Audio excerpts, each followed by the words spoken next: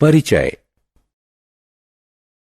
रवि, क्या तुमने आज का गणित का होमवर्क कर लिया? हाँ, मैंने अपनी कक्षा के छात्रों द्वारा पसंद किए जाने वाले विभिन्न खेलों के बारे में कुछ जानकारी प्राप्त की है। ठीक है, लेकिन तुम ये कैसे पता लगाओगे कि किस खेल को सर्वाधिक छात्र पसंद करते हैं? ये तो बहुत आसान है। मैंने इन आंकड़ों को तालिका के रूप में व्यवस्थित किया है और अब मैं इन आंकड़ों को देखकर कह सकता हूं कि बास्केटबॉल को सर्वाधिक छात्र पसंद करते हैं। बच्चों, आपने देखा कि आंकड़ों का संग्रहण बहुत महत्वपूर्ण कार्य है। हम आंकड़ों को विभिन्न प्रकार से व्यवस्थित कर सकते हैं और कुछ उपयोगी जानकारी प्राप्त कर सकते हैं। इसलिए इस पाठ में हम आंकड़ों के रखरखाव के बारे में सीखेंगे। उद्देश्य। इस पाठ के अंत में आप निम्न करने में सक्षम हो जाएंगे: आंकड़ों का संग्रहण और व्यवस्थापन का महत्व समझना, किसी दिए हुए आंकड़े के समुच्चय के समांतर माध्य, बहुलक और माध्यिका की गणना करना, आंकड़े के समुच्चय की रेंज निर्धारित करना।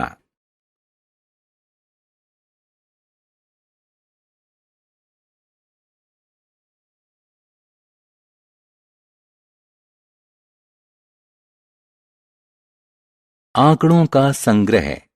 ठीक है, क्या कोई जानता है कि आंकड़ों को संग्रहित करने की आवश्यकता क्यों है? मान लें कि हमारे पास क्रिकेट मैच में विभिन्न भारतीय बल्लेबाजों द्वारा बनाए गए रनों का आंकड़ा है।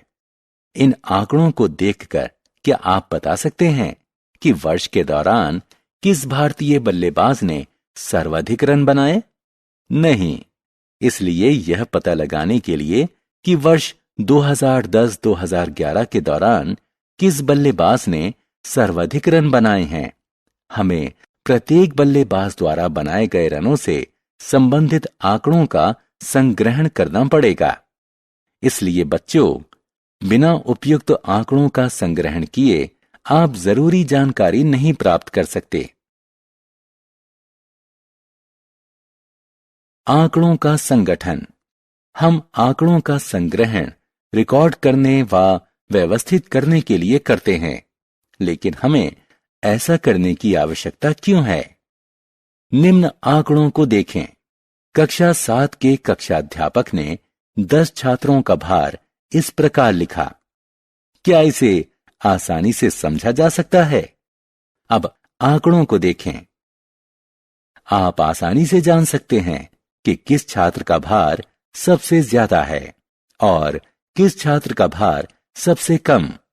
इसलिए जब हम आंकड़ों को उपयुक्त तालिका में रखते हैं तो इसे समझना और समझाना आसान होता है। हम अनेक प्रकार के आंकड़ों को तालिका के रूप में प्रदर्शित कर सकते हैं। प्रतिनिधि मान। राहुल प्रतिदिन औसत 2 घंटे आउटडोर खेल खेलता है। इस समय पर दिल्ली का वर्ष का औसत तापमान लगभग 40 डिग्री सेल्सियस है। क्या आपने शब्द औसत पर ध्यान दिया है? औसत से हम यह समझते हैं कि राहुल प्रतिदिन सामान्य रूप से 2 घंटे तक खेलता है।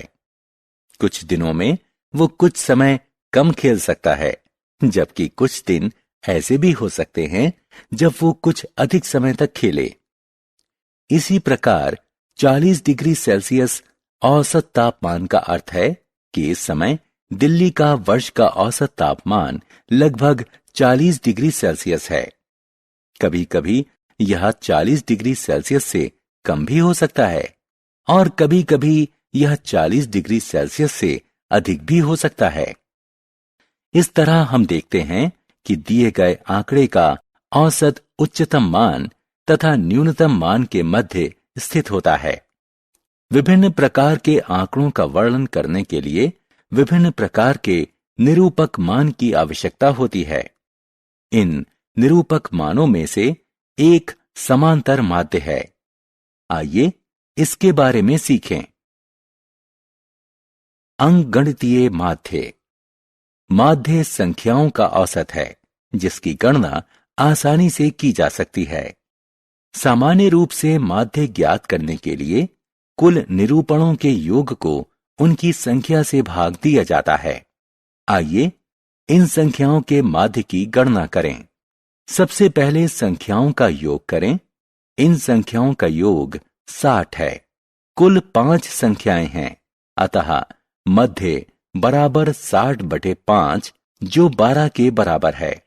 अतः उपरोक्त संख्याओं का माध्य 12 है।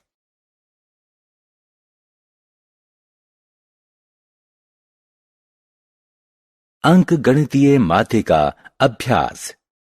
रोहित बुद्धिमान और बहुत परिश्रमी लड़का है। उसने अपने गणित के अंक बढ़ाने के लिए 7 बार परीक्षा दी है।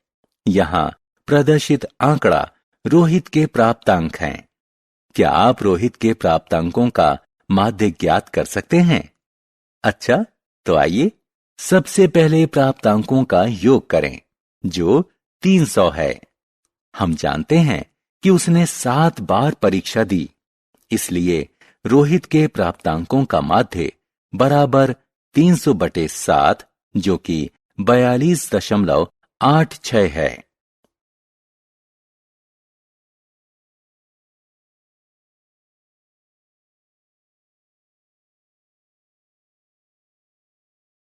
प्रसार या परिसर, रेंज।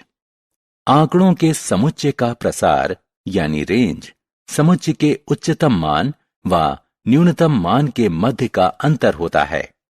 रेंज ज्ञात करने के लिए सबसे पहले आंकड़ों को कम से ज्यादा के क्रम में व्यवस्थित करें। उसके बाद सबसे बड़ी संख्या में से सबसे छोटी संख्या घटाएं। अतः बच्चों, अब आप भी आंकड़ों के समुच्चय की रेंज ज्ञात कर सकते हैं। प्रसार या परिसर की गणना। 5 प्रतिभागियों ने अपनी तैराकी प्रतियोगिता पूरी की। क्या हम इन आंकड़ों से तैराकी के समय की रेंज की गणना कर सकते हैं? हाँ, यह आसान है। सबसे पहले आंकड़ों को कम से ज्यादा के क्रम में लगाएं। अतः समय के उच्चतम मान में से न्यूनतम मान घटाएं। अतः तैराकी के समय की रेंज 3.9 मिनट है। बहुलक। साधारण रूप से बहुलक वो संख्या है जो बार बार आए।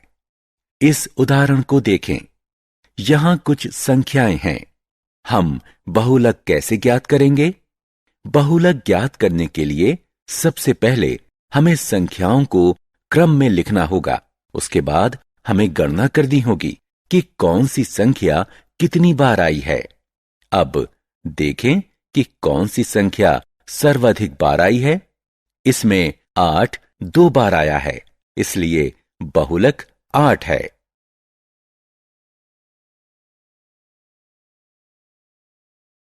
बहुलक की गणना। इस आंकड़े को देखें।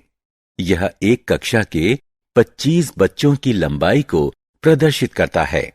आइए उनकी लंबाई का बहुलक ज्ञात करें। यह बिल्कुल आसान है। सबसे पहले संख्याओं को क्रम में लिखें और इन्हें तालिका में रखें। इसके बाद गणना करें कि प्रत्येक संख्या कितनी बार आई है। देखें कि 163 9 बार आया है, इसलिए बच्चों की लंबाइयों का बहुलक 163 है। माध्यिका। माध्यिका वह मान है जो परिमाण के अनुसार व्यवस्थित संख्याओं के समूह के मध्य में होती है। आइए इन संख्याओं की माध्यिका ज्ञात करें। सबसे पहले हमें इन संख्याओं को या तो आरोही क्रम में या तो अवरोही क्रम में व्यवस्थित करना चाहिए। आप देख सकते हैं कि मध्य की संख्या 12 है। इसके दाईं ओर 3 संख्याएं हैं और इसके बाईं ओर 3 संख्याएं हैं। अतः माध्यिका 12 है। माध्यिका की गणना। गोयनका परिवार में 5 बच्चे हैं जिनकी आयु 9, 12, 5, 18, और 15 वर्ष है। मध्य वाले बच्चे की आयु क्या है? सबसे पहले हमें बच्चों की आयु को कम से ज्यादा के क्रम में व्यवस्थित करना चाहिए। निश्चित रूप से मध्य वाले बच्चे की आयु आंकड़ा समुच्चय के मध्य में है, जो कि 12 है। इसी तरह आप विभिन्न प्रकार के आंकड़ों की माध्यिका ज्ञात कर सकते हैं। सारांश। आइए हमने जो कुछ सीखा है उसे संक्षेप में दोहराएं। आंकड़ों का संग्रहण, रिकॉर्डिंग और प्रस्तुतिकरण हमें अपने अनुभवों को सुनियोजित करने और उनसे निष्कर्ष निकालने में मददगार है। सामान्य रूप से मध्य ज्ञात करने के लिए कुल निरूपणों के योग को उनकी संख्या से भाग दिया जाता है।